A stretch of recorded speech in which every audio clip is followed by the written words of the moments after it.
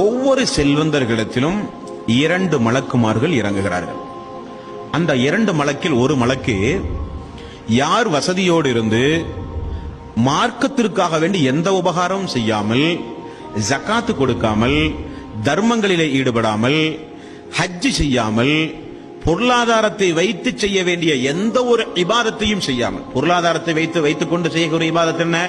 தொழுகை, நோன்பு, இன்னவர இபாதத்தெல்லாம் உடல் சம்பந்தப்பட்ட இபாதத். பொருளாதார சம்பந்தப்பட்ட இபாதத் தர்மம், சதகா, ஜகாத், ஹஜ், ஏழை எளியவர்களுக்கு வாரி வாரி கொடுத்தல், என்ன வேண்டுமானாலும் அடங்கும்.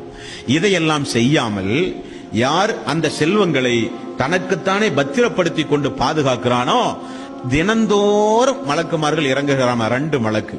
அவர்களுக்கு என்ன வேலை? இந்த வசதி படைத்தவர்கள் இந்த உலகத்துல யாருன்னு பாக்குற வேலை.